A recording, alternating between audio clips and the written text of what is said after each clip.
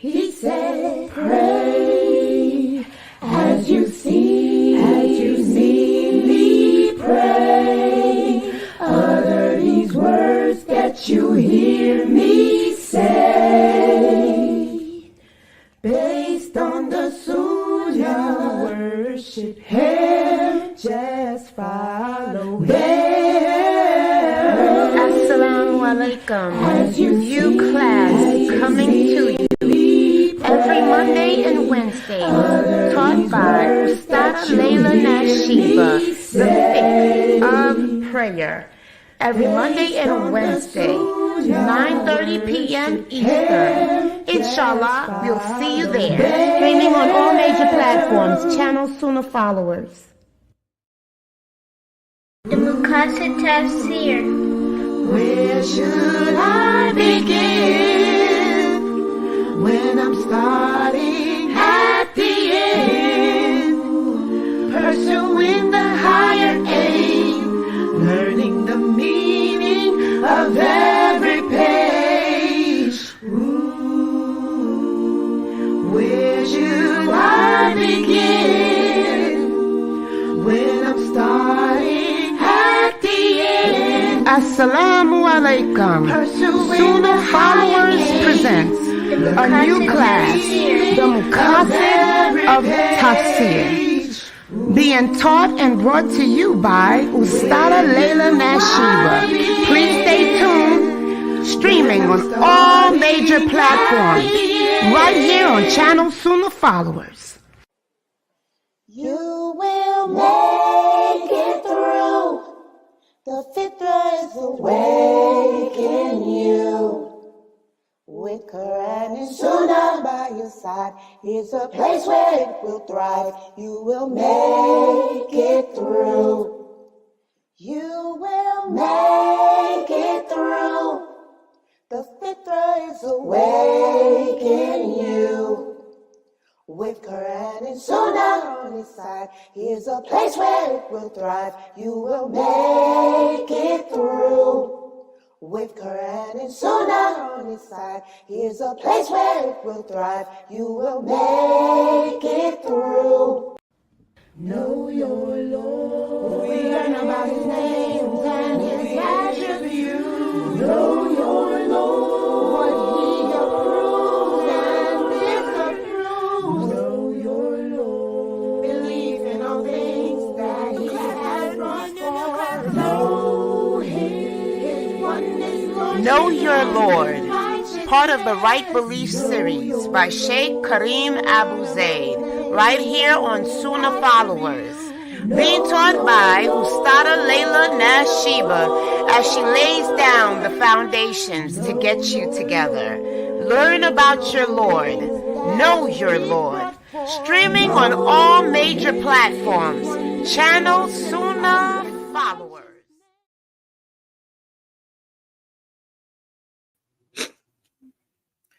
Ina alhamdulillah, wa salat wa salam ala wa rasulallah.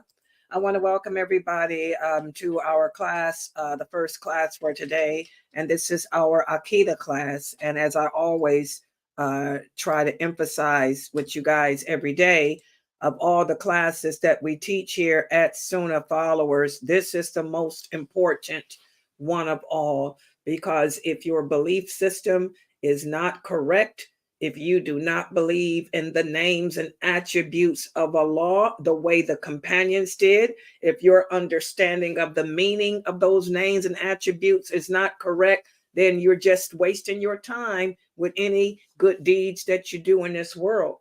You know, they're not going to be accepted of you. You're not going to die upon the straight path. You'll just be more fuel for the hellfire. And this is why the Prophet Muhammad Sallallahu Alaihi Wasallam encouraged the companions to be consistent, to be regular and consistent in checking their belief system, to not just say that we believe that you believe in Allah, but say it with certainty, that certainty of faith, that yaqeen, that certainty of faith. We have to have it. And a lot of people think they have certainty of faith, but they don't. And if you look at how the Muslims are behaving in the world today, If you look at what we're doing, the sins and atrocities that we are committing, we're voting for Kafirs. We're participating in Kafir elections when this is a horrific sin. Allah is clear. Allah tells us in the Quran that we can never, ever, ever trust that the non-believers will ever have our interests at heart. Allah tells us that their only desire is our destruction. And you would think that the Muslims would have learned that, from participating in the elections with Obama, who began this genocide.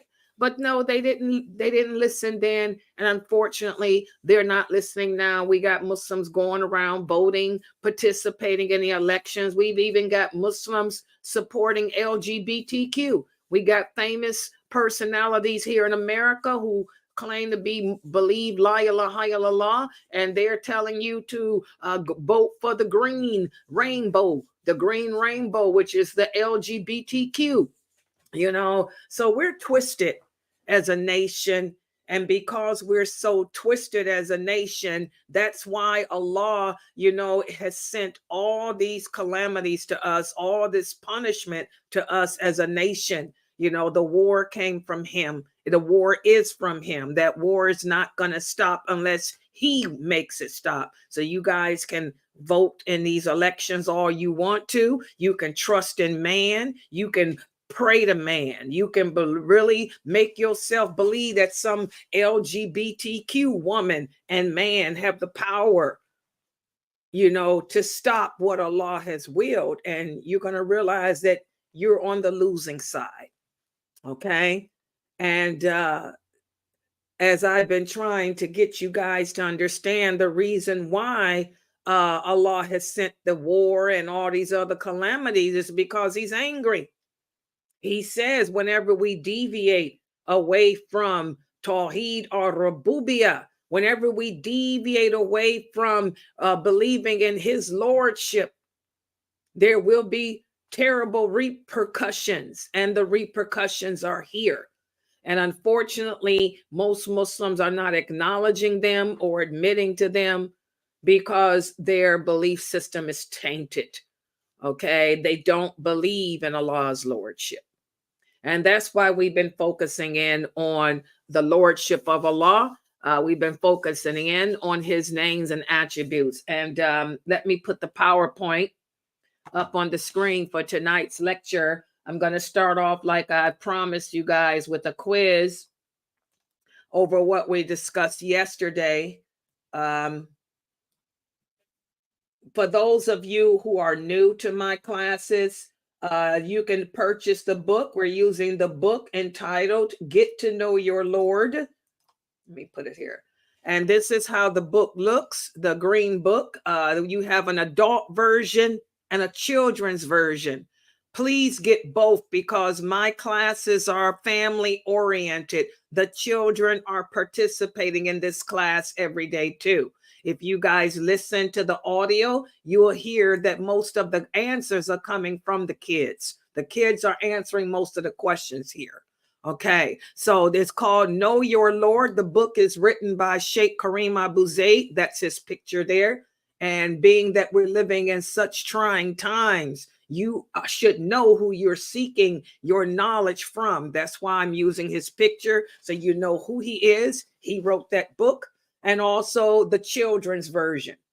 And so tonight we're going to be covering pages 132 through 135 of the adult book. And that's still pages 231 to 241 of the children book, the whole chapter for the kids. And at the end of the children's book, at the end of that chapter, there's questions, 10 questions. Please have your children take 2 questions a day. Please sit down with your children and have them answer 2 questions a day. So that way, when they come to my class, it's all still fresh on their mind. Okay. So tonight we're going to continue in the book our discussion of how Muslims have, and I don't know how to take this down. This is this crazy Zoom. We're going to speak about the how Muslims deviate in their understanding of the names and attributes of Allah. And when it comes to the deviation, there's four categories as to how they deviate in understanding the meaning of Allah's names. And as I go over those categories tonight, ask yourself, do you belong in one of those categories? If the answer is yes, then you need to change your way of thinking real quick, because that's not the correct way to think. But before I get into that, I have a couple of questions from yesterday. I can't stand this thing in the way, and I cannot make it go down. I don't know why this is connected with Zoom, and nothing I can do. Okay, let's look at the first question here. Is this question true or false? This statement true or false? The companions had different opinions regarding the meaning of some of Allah's names and attributes. Is this statement true or false? Yesterday, we spoke about how the companions did differ on some issues. Did they differ regarding the meaning of Allah's names and attributes? Is this statement true or false? Let's hear your answers. It's false. Okay, she said it's false. What about anyone else? People on Zoom, on Twitch, on Twitter, on LinkedIn? Yeah, you people on LinkedIn, y'all know the answer. This is where most of my Arabs are. Rumble, do you guys agree? The question is, the companions had different opinions regarding the meaning of some of Allah's names and attributes. Is this statement true or false? She said true. Who said true? Did anybody say true? Did you say true, Mina? No, I said it's false. Okay. Differ. Okay, she said false. Aya said false. Okay, good. I say false. Okay. I Okay. say false. Okay, good job. MashaAllah. Okay, everybody got that right. This is false. This is false. The companions did not differ in regards to the law, the names and attributes of Allah. What did they have different opinions regarding about the religion? If it wasn't the Allah's names and attributes or Aqidah, what were their differences in regards to? Can anybody remember? Speak English, because you don't know what that meaning of that word. Like I'm trying to think of like the guidelines of doing things. That's not what fiqh means either. Say it in English, Okay. people. What did the companions differ in? It's just plain simple English words. Shahid said women issues. No, they didn't differ in women issues. You guys don't know that now, and you hear me and Jamali say this all the time. Okay, the companions didn't differ in regards to Aqidah. Aqidah is our belief system. And that's the same with the scholars today, the true scholars. We don't differ in Aqidah matters. That's why you will listen to a person like Sheikh Atlee speak about the religion, the basics about faith, the basics of the religion about Allah. You will listen to Kareem Abu Zaid. You will listen to me. You will listen to Jamali. You will listen to, and we all sound the same. You'll be like, wow, he's saying the same thing Layla's saying. Layla's saying the same thing he's saying. So, and that's how the companions were. They never differed in regards to belief issues. So what did they differ in, guys? If they didn't differ in regards to belief issues in our religion, what aspect of the religion did they differ in? There's only really one other aspect. What is it? Y'all don't know the basics? Okay, Sakina said they differed in how many names. Is that true? Did the companions have different opinions regarding the names of Allah, guys? What do y'all think about that answer? Is that true? Did they differ regarding the names, how many names Allah had? No, not the companions. No, the companions, that's Aqidah, that's belief. They didn't differ in nothing regarding belief. What did they have different opinions about? You guys really can't think of the answer? I want to say it was some of the rules too, because Okay, well, give me the English words. What do we call it? What is it that Islam is based? Okay, what does that fall under? What is that in Islam? Our religion is based on belief in Allah, and then we have what? The rules, the laws, Sharia. If you're going to play the Arabic game, it's called Sharia, the laws of Allah, guys. Come on. Fiqh is an Arabic word that means understanding, Layla. Fiqh does not mean rules. It means understanding. If I was to speak in Fusha, I'd say, if I was going to say, I understand you, and I would use the word fiqh for understand. Okay. That's not so. That's why I say the laws, the rules, our religion is composed of believing in Allah and also obeying his commands, following his rules, following his laws, following his guidelines. So what did the companions differ in? They didn't differ in belief in Allah. They just had different views on Allah's laws, on Allah's rules, not the obligations, the laws, the rules for something. Y'all understand? For example, who can give me an example of something that they differed on regarding the laws or rules? Think about the praying class I teach. What did they differ on about praying? Where to place your hands? No, not the companions on that. No, that's Shiites. No. What did they differ on? Whether to recite out behind the imam or not. Remember, we talked about that. Reciting the Fatiha. Should I cite the Fatiha to myself, or should I just listen? Some of the companions said you recite to yourself. Others said, no, you listen. And that's the correct answer. We listen. Ibn Abbas, Ibn Umar, they said you don't recite after the imam, you listen. But it was Abu Huraira who said, recite to yourself. So they may differ on stuff like that, okay? But they never differed in regards to Allah, his lordship, his names, his attributes. All of that is belief in Allah. And that's how the scholars are today. If you look at Sheikh, for example, Sheikh Uthaymeen, may Allah be pleased with him and forgive him of his sins, and Sheikh Albani and Sheikh bin Baz, they're all dead now. But they all agreed.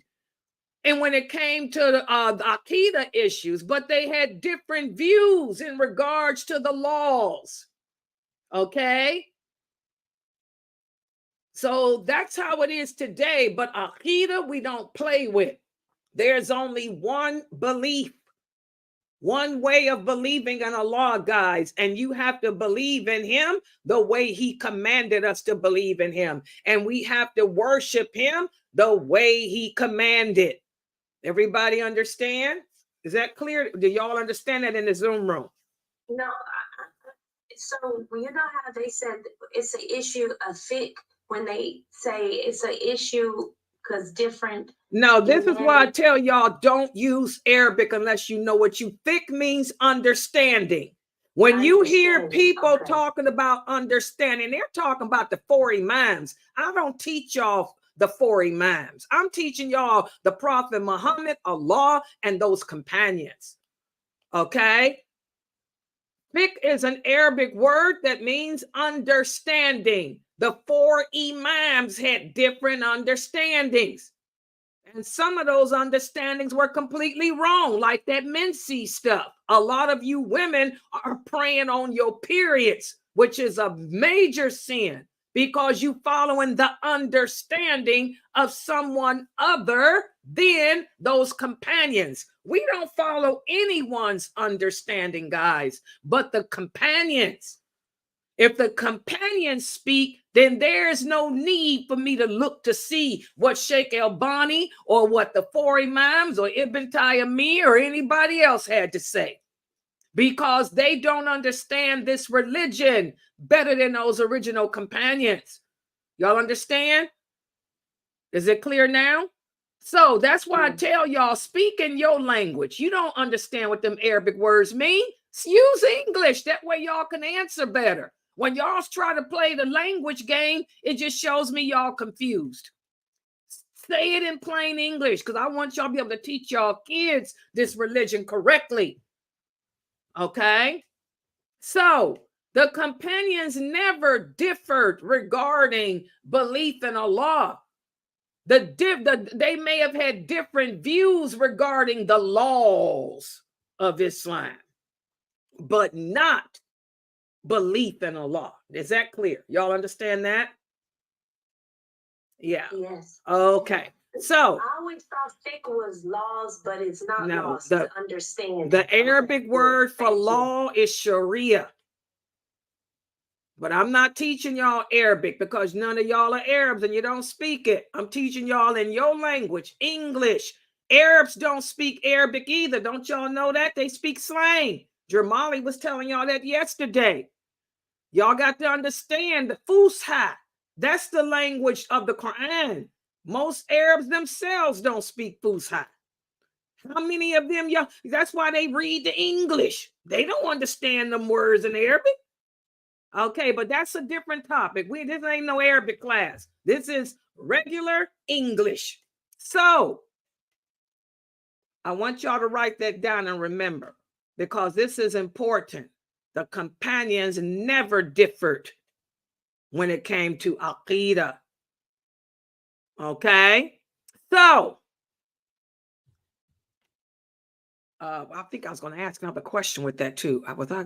Oh, yeah, I did. Yes. The only thing that they differed about, and it was only 4 issues, even in regards, just so y'all know for the record, even in regards to the laws of Allah, it's only 4 things they differed on. You know, they didn't differ in much of anything. Okay? So let's go to this question here. What about this? The companions had different views regarding the qadr or predestination. Is that one of the things? Is this statement true or false? The companions had different views regarding predestination. Is that one of the things they differed on?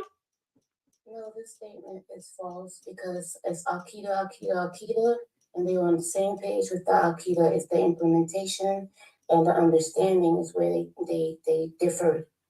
Okay, what do y'all think of her answer? Good. It's good to hear your voice, Geechee. Y'all agree with her? Yeah. Exactly. This was a trick question I threw in here to see, because I knew y'all was going to get the first one wrong. See, the teacher knows her students. Threw this in to see if y'all understand. Exactly, this is false, because the decree of Allah or predestination, is that a law? Is that a rule? No, that's an Aqidah issue, as Geechee said. They didn't differ in regards to belief in Allah. Okay, good job, Geechee. Everybody understand that answer? And why is that? Aqidah.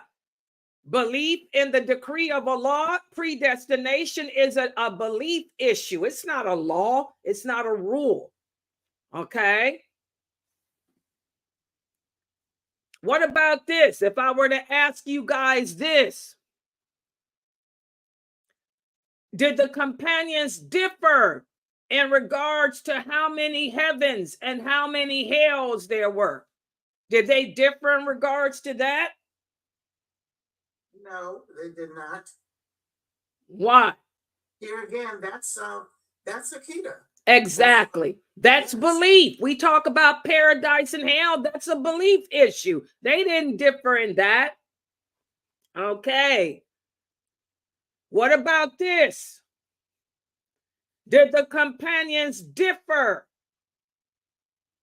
in regards to what happens in the grave and the questioning of the grave? Did they differ in regards to that? Did they differ in regards to death? What happens when a person dies? What happens in the grave or any of that? Did they have different opinions in regards to that? No. Why not? That's Akita also. Exactly. That's belief too. Okay. Did they differ in regards to the fact that we have to fast the month of Ramadan? No, they did not differ on that. What about this? Did they differ in regards to that we have to pray 5 times a day?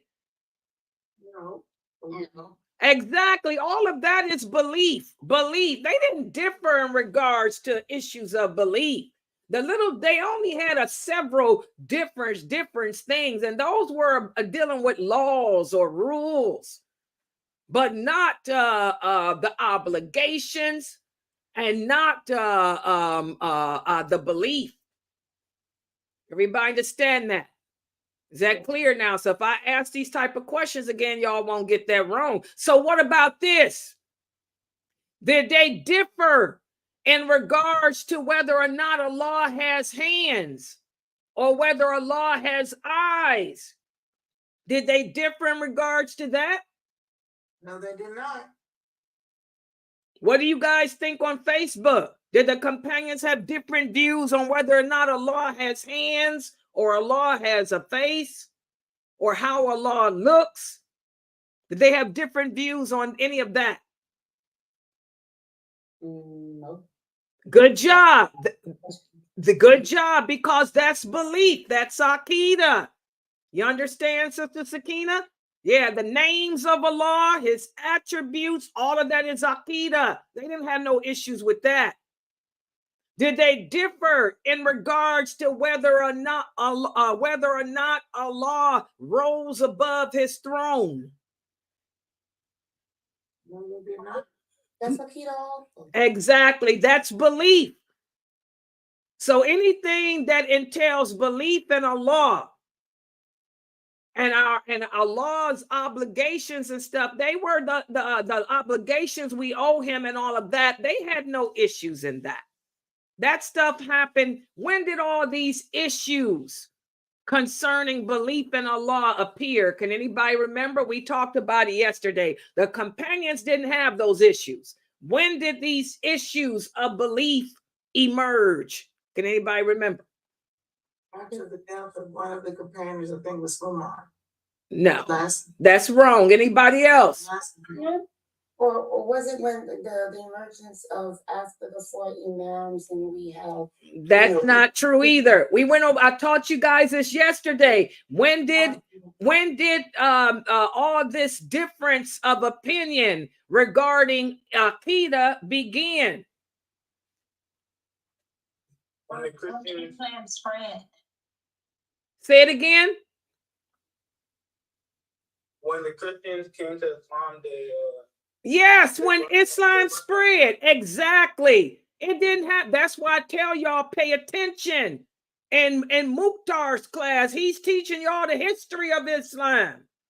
When Islam spread from out of Arabia to the other territories, to the Christians, the Romans, the Persians, that's when all this stuff began to change. Y'all understand?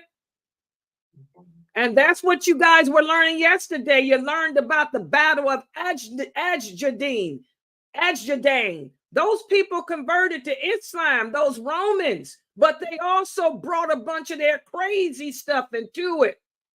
In fact, After those Romans converted to Islam after that battle, that's when the Roman women went to Medina, a delegation of them with their husbands. They went to Medina to learn the religion. And when they came into Medina, they were sent to Aisha. The women were sent to Aisha.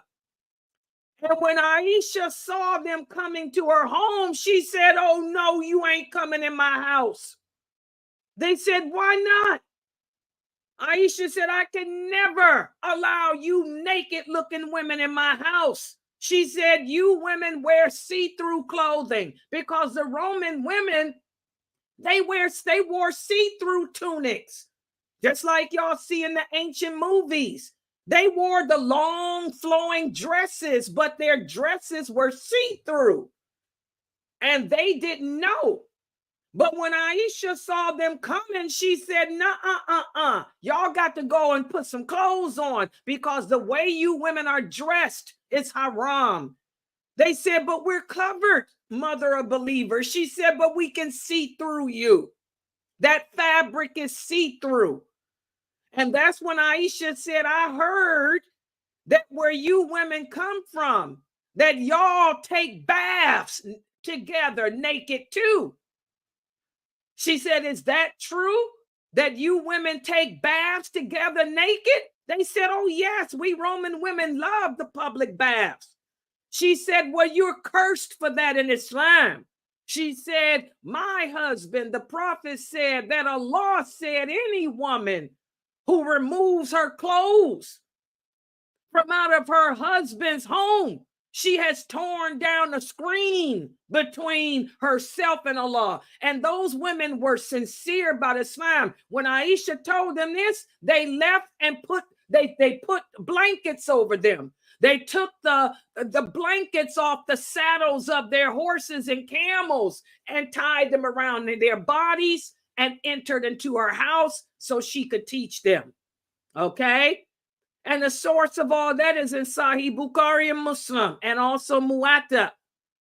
So again, it's when Islam began to spread out of Arabia, as the Muslims were fighting the Christians and fighting the Romans and fighting the Persians, and even more when they started fighting against the Indians and fighting against the Africans. That's when all this crazy, distorted way of viewing Allah's names and attributes began. You know, that's how innovation and shirk, you know, comes around as the religion moves around. Exactly. When people convert to Islam, they bring in some of their practices. But Aisha let those Roman women know, ain't no more public baths. She said, "Y'all taking baths together?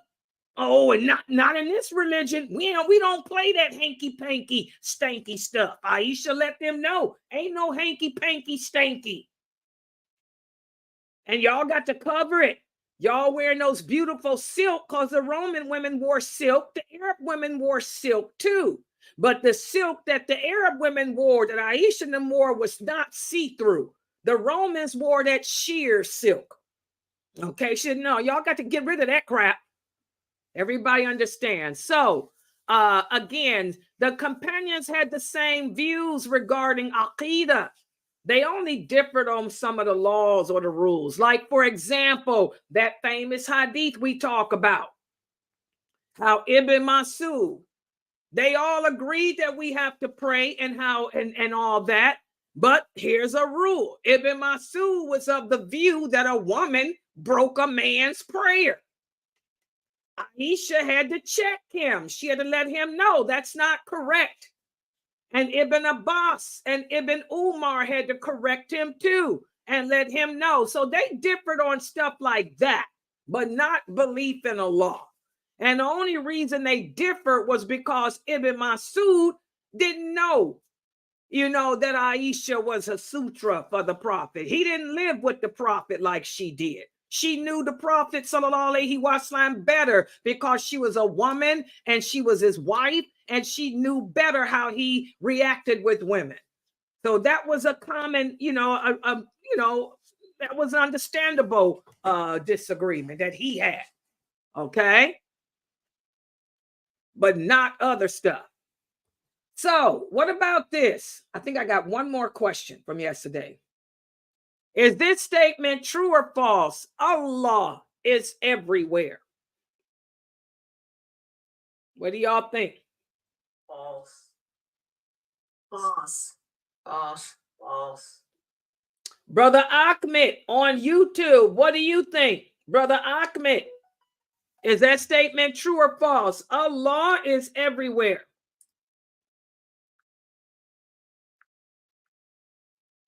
I want to hear from my new shahadas. Okay, Ahmed said false. Amy, is it true or false? Allah is everywhere. Bethany?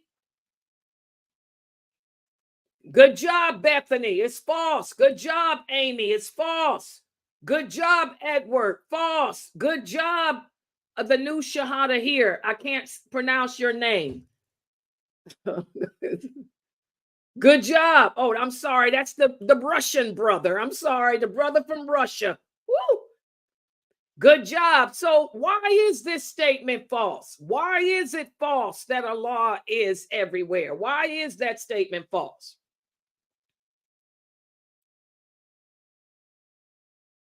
Good job, Pamela. Sits above his throne. Good job, because he's above his throne. Good job. And this is where the fitna began. Mukhtar talked about the battle, how the Muslims fought in Basra. How the Muslims got control of Basra when they had the 4 castles that they fought the last time in this class last week in Basra. Those were and the Persians.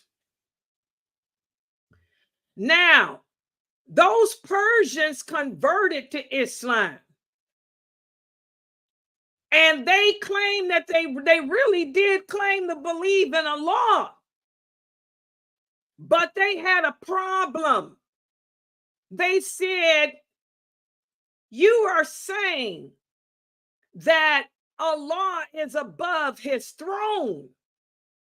But we were also taught that Allah comes down every night during the last third of the night, and he spreads out his hands and he asks, is there anyone who has something they want to ask from me?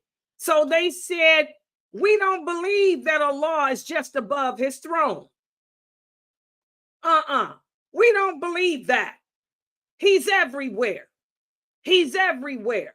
And that's when that started, as we talked about. That's when Islam had spread through the Persian Empire. The Persians were Magians. They embraced Islam. So a lot of you guys, when I tell you that that's one of the sciences of learning the Hadith, learning the Quran, you have to know the history. And I tell y'all all the time, there's no such thing as a book.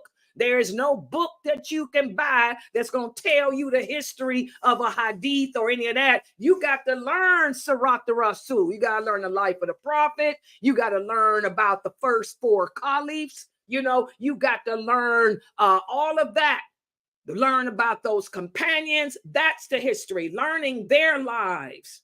Learning how Islam spread during those first 3 caliphs' time. That's when you learn the history behind those hadiths and all of that, because the companions are the ones narrating to you. They're the ones telling you, you know, what the prophet said, and here's what happened and all of that.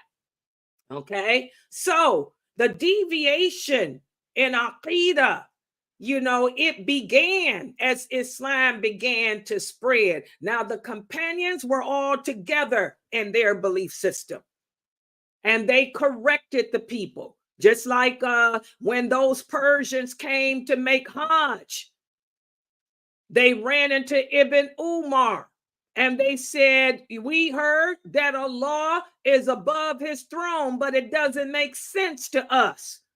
A man back where we live says that Allah is not above his throne, that he's everywhere. And that's when Ibn Umar said, you go back and tell that man he's wrong and he's not upon the same religion as us. If he doesn't believe that Allah is above his throne, then he's not upon the same deen as us. He ain't no different than the Magian he was before he converted. So the companions would check them on that. But still, the people, people are people. Just like I cannot convince you guys to stop that it's haram, even though you've seen the verses, you've read the hadiths, I've given you all the examples and the proof that it's haram to vote. You people still voting. That's how man is. Man is arrogant by nature, even though the companions would check them.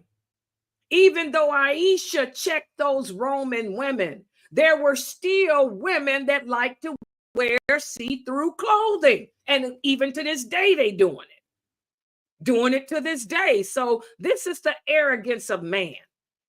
Okay. All right. So that's what we talked about yesterday, the names of Allah. And I gave y'all the history of how the people began to deviate away from the true meaning. Today, we're going to speak more about that. Let me make the PowerPoint larger. And in Arabic, it's called Ilhad. Ilhad.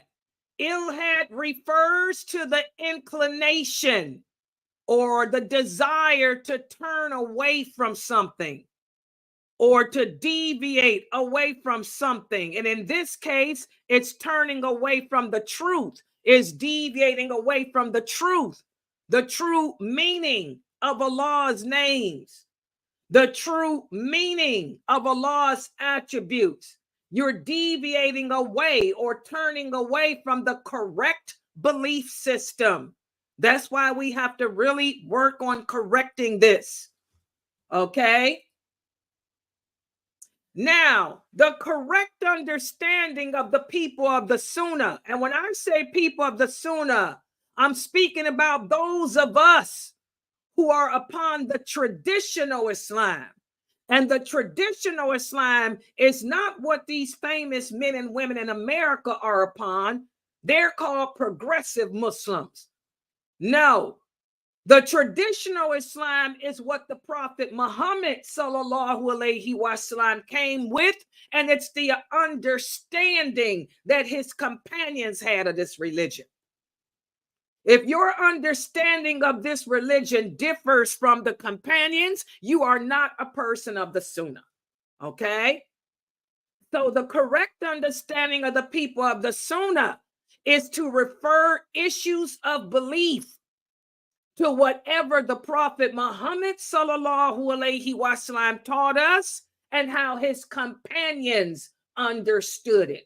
So we understand the names and attributes of Allah the way they did. And those companions believed that Allah's attributes are real. They're not representational. The companions believe that his attributes are true and free from any imperfections. And Allah's attributes are free from any deficiencies.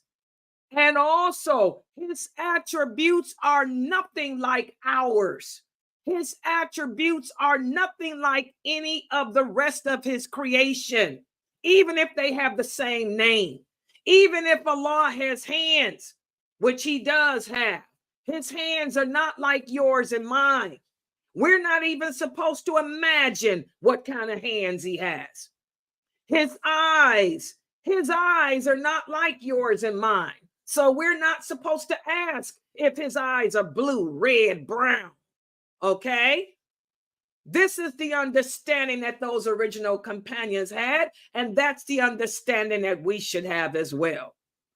So the correct belief in Allah's names and attributes are, number one, we affirm whatever he says about himself in the Quran and whatever the Prophet Muhammad sallallahu alaihi wasallam described of him. And when we do that, we do it without negating what they've said. We do it without distorting what they've said. And we do it without corrupting the meaning of what they said. And we never question the nature of Allah's names and attributes. And nor do we try to say that his names and attributes resemble anything that is like us or any of his other creations. And I want y'all to take a screenshot of this. This is the basic Aqidah. If you are not following this here, you're messed up. You're not on the right path. Like Ibn Umar said, you're not one of us. You're not upon the religion that I'm upon. Okay? So, I'm going to break down these 4 categories of Ilhad, or these 4 categories of deviation. The first one is negation. And negation is an English word that means to reject something or to deny something. I negate my age. I deny my age. I reject my age. That's an example I'm using in a sentence. So to negate means to deny something. So if a person is going to deny or reject any or some of Allah's names and attributes, they've disqualified themselves as being a true believer. And I'm going to give you an example. Remember, we talked about how the Arabs believed in Allah. They believed that he was the creator of mankind. But they didn't believe that he was the only deity worthy of worship. And they also used to reject his name, Ar-Rahman, the most merciful. And the reason that they rejected that name is because they used to say, if Allah is so merciful, then why is our environment so bad? Remember, they lived in the desert. They didn't have water. Plants didn't grow. The mountains are ugly. They're black. They're scary. So they used to reject or deny the fact that Allah was Ar-Rahman. Because if he was Ar-Rahman, why is our environment so desolate? To reject any of Allah's names means you don't believe in him. And that's another reason why, even though the Arabs claim that they believed that Allah was the creator of everything, they still were kafir. Okay? Another example of negation is to recognize a name, but deny the attribute that it infers to. For example, the people of innovation, people like the Sufis. This is big. A lot of these Murjia. Most American Muslims fall in the category of Murjia. The people of Bid'ah, like the Murjia, they'll say that Allah has a name. He is As-Sami, which means he's the one who hears everything. They'll recognize that name. Allah, he is the one that hears everything. But then they'll say he has no hearing. Wait a minute. You are denying the attribute of hearing. What do you mean? One of Allah's names is he's the all-hearing, but you deny that he can hear? Well, guess what? You've invalidated your belief in Allah.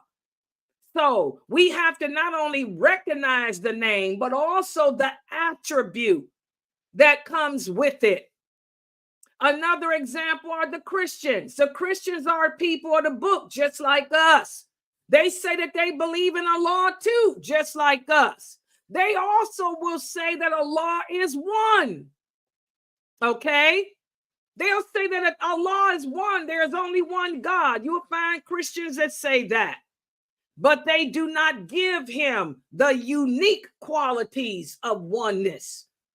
They don't give him the unique qualities. They still call upon someone other than him. They also refer to him as being a father and all of this other stuff. So negation, rejection, denial of Allah's names, to deny any of his names, to reject any of his attributes, this totally invalidates your belief in him. And as you can see, how many of you fall in this category? I don't want you to say, but if you are one of those people, you know, who will accept one of Allah's names, like he's the all-hearing, but reject that he hears everything, you're in this category. The second category of denial is to give Allah names without evidence. In other words, to call upon him using a name that he doesn't use for himself. This means to refer names to Allah, which he did not affirm for himself. This is deviation because the names and attributes of Allah are taken from the Quran and the authentic hadiths from Allah and then his prophet Muhammad sallallahu alaihi wasallam. No one can assert or deny distinguishing characteristics or nominations of Allah without evidence. Evidence from the Quran and the authentic hadith. Okay? But believe it or not, there's a lot of Muslims out there who have given Allah names and attributes too that he has not affirmed for himself. And anyone who does that, you know, has made a big folly. And let me give you an example. We got Muslims today with all these PhDs, PhDs in psychology, PhDs in philosophy. The philosophers have named Allah the actual cause. The Masons, they have named Allah the great architect of the universe. The Christians call Allah the Father. Allah doesn't refer to himself as being the father of mankind. Allah doesn't refer to himself as being the architect of the universe. Allah doesn't refer to himself as the actual cause. So we can't make up these names for him. Does that make sense? You guys let me know. Do y'all understand that? Because a lot of people do this. A lot of Muslims do this. The Punisher. How many of you have heard another Muslim refer to Allah as the Punisher? Because Allah punishes. Okay? He doesn't call himself the Punisher. Even though he does punish, you can't make up names like that. Okay? Okay, good. Just want to make sure. Okay. And then the third category of Ilhad is, and a lot of Muslims do this too, to make resemblance of likeness with the creation. In other words, to imagine or try to link Allah to you. Okay, we're all created in Allah's image. And this is true, but it doesn't mean what y'all think it means. We have a hadith where one of the companions said that we are all created in Allah's image. He said, and this companion, it was Ibn Abbas, as a matter of fact. Ibn Abbas says the Christians, they take that to mean that Allah created us to look like him. But in reality, as the Prophet Muhammad explained, when Allah said he created us in his image, that means that he created us the way he imagined and wanted us to be. That's what that means. That doesn't mean he created us to look like him. As Ibn Abbas explained, Allah created us the way he wanted us to be. That's what's meant by in his image. It does not mean, to look like him.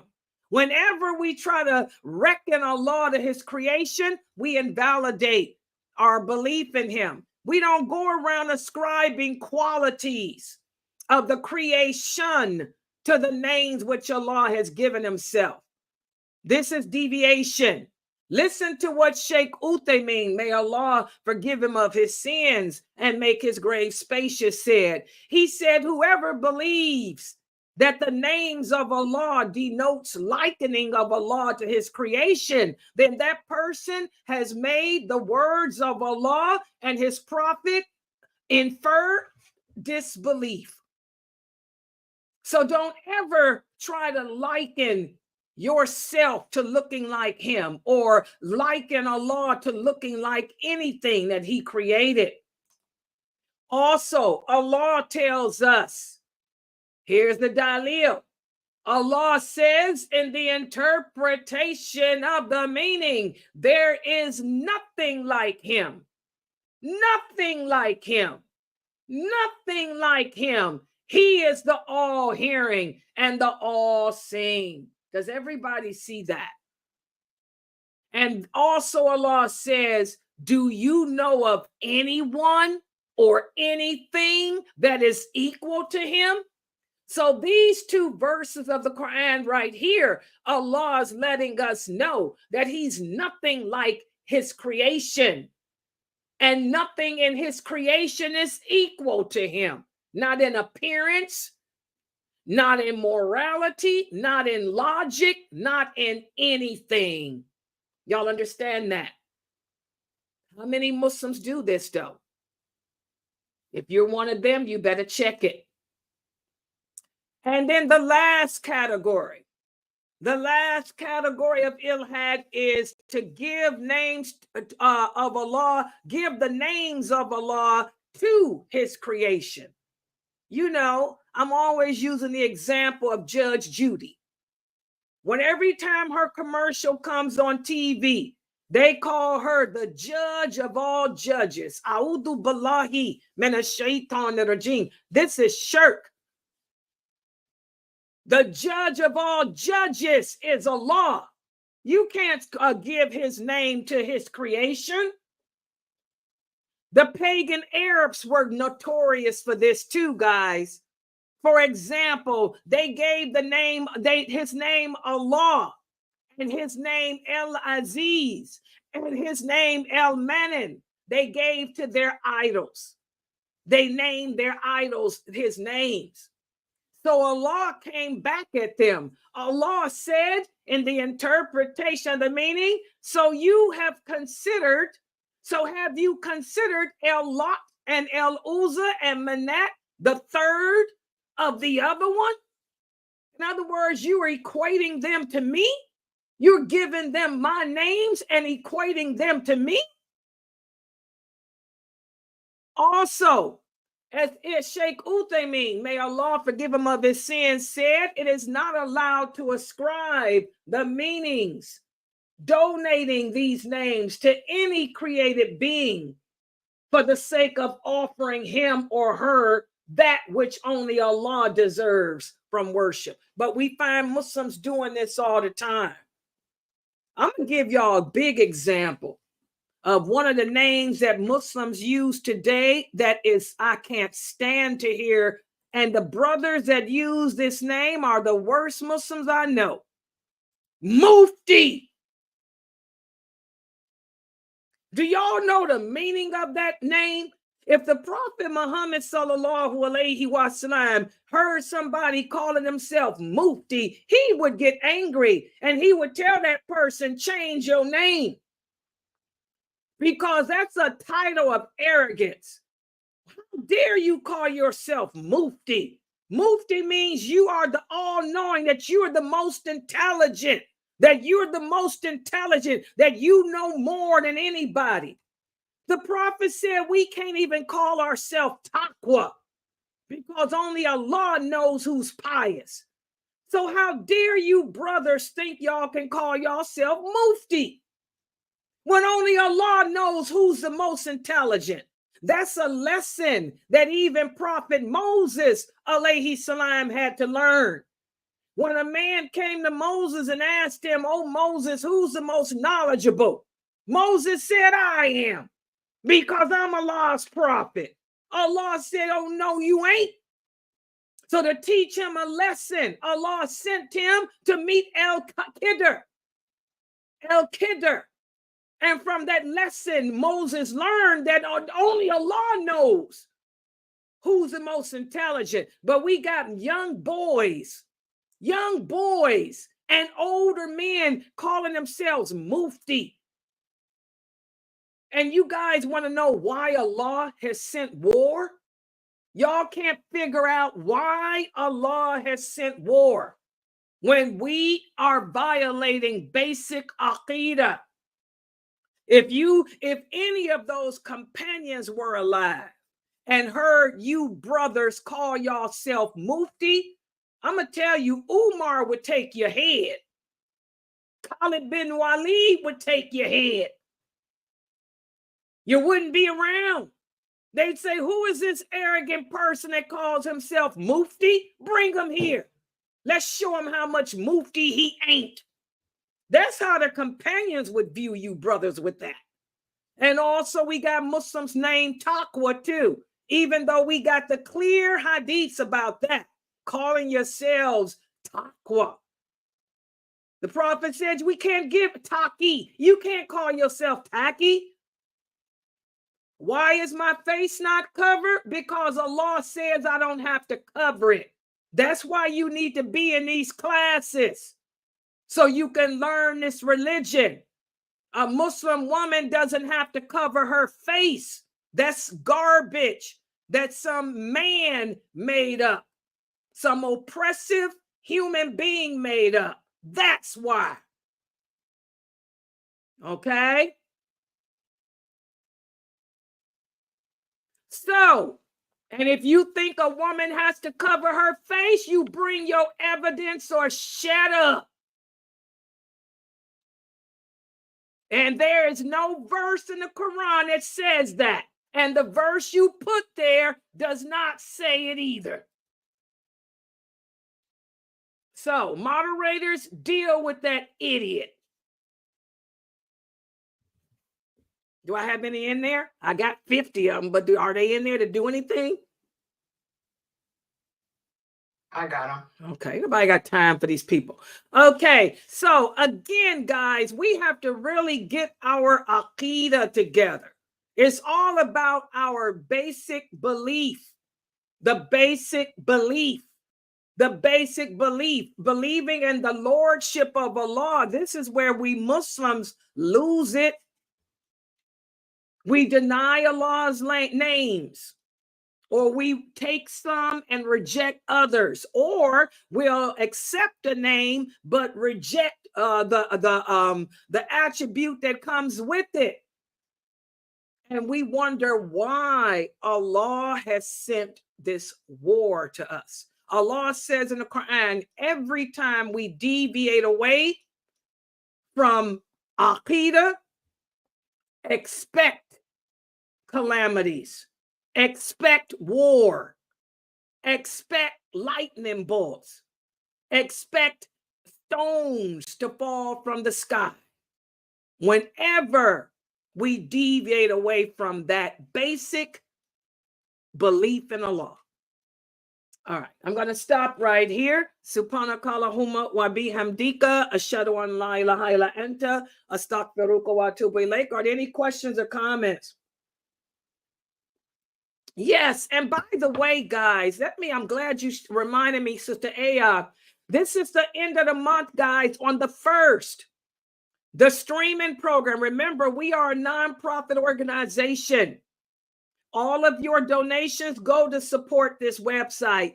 Being a nonprofit organization, we are a 501c3, and we do not take any money from the government. So we don't get any financial assistance like some of the masjids do. We don't get no assistance from the government, because if we did, we'd have to put the LGBTQ on board. And we ain't going for that, Brother Leo. You will never come in here and see Brother Leo, okay?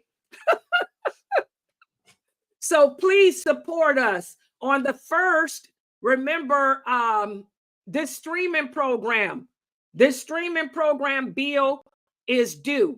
And they've gone up like crazy on this bill too. They done went up twice on it. So please, guys, what is $300? Yeah, this was cheaper than the other one, but now it's the same price. Yeah, it's the same price as the other one I was using. It's now $300. So I guess they competing with each other.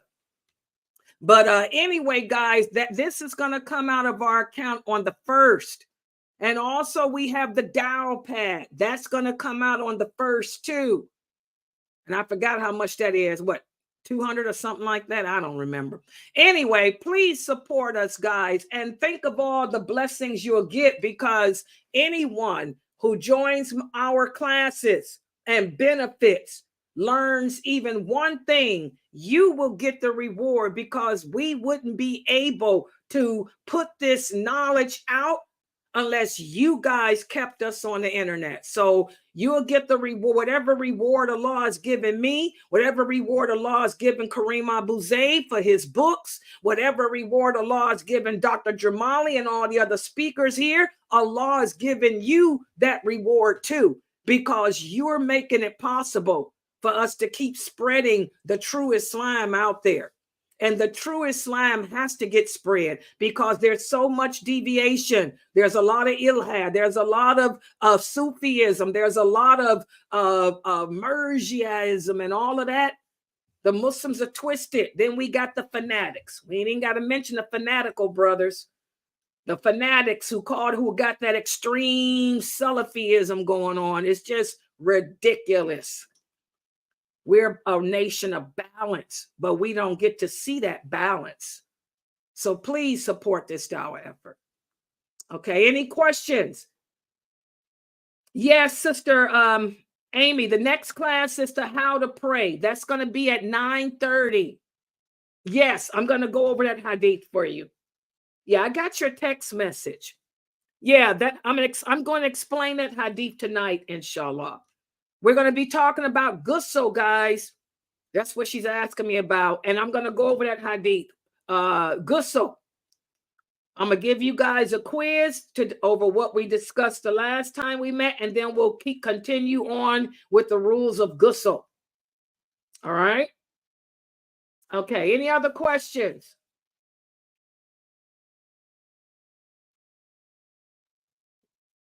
All right. Okay, I'm going to log out for now. I'll be back, inshallah, in the next hour or so for the How to Pray class. Subhanakallahumma wa bihamdika ashhadu an la ilaha illa anta astaghfiruka wa atubu ilaik. Assalamu alaikum. See you guys, inshallah, in an hour.